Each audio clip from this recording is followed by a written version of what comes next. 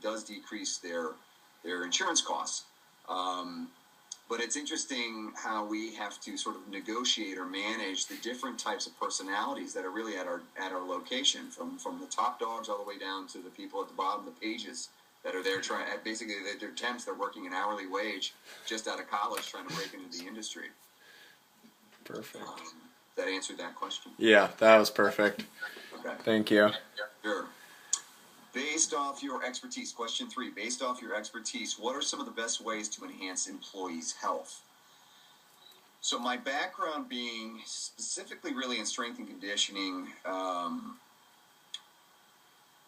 I'm used to dealing with clients more so, one-on-one training or semi-private group training. And my personal experience is obviously not everyone's going to be able to afford training.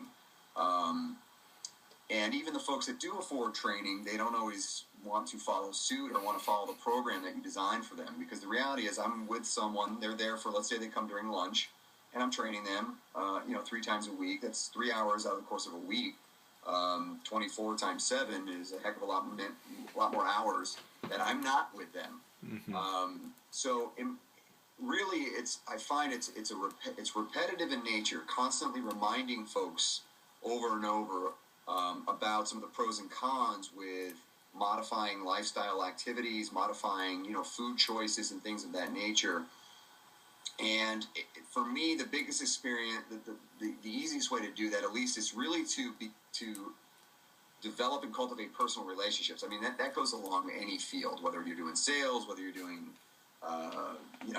public health. I mean, you have to cultivate good relationships, good working relationships, and really that can be cultivated on the floor, one-on-one, and or in group settings, trying to help folks do something different, offering them services. We do offer assessments, and I'm always really actively trying to get folks to give them some input on what they're doing, and most folks are really receptive to freebies.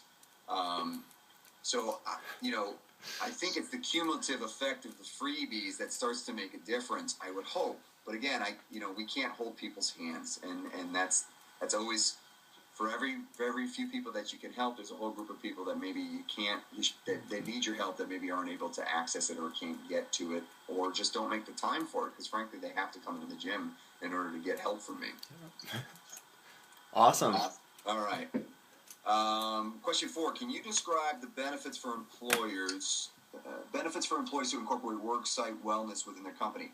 I don't know contractually,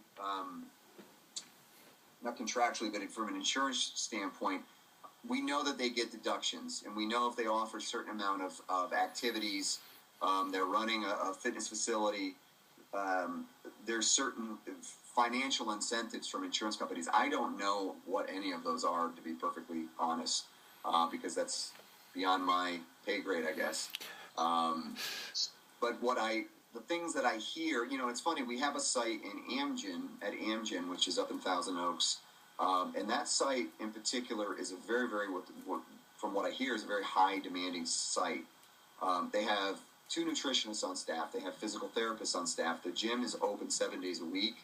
They run field sports outside. They run group activities off and on the campus. So +1 is very, very, very, very in-depth with them. And I believe that's an attempt because, for example, Amgen believes and knows that it actually will improve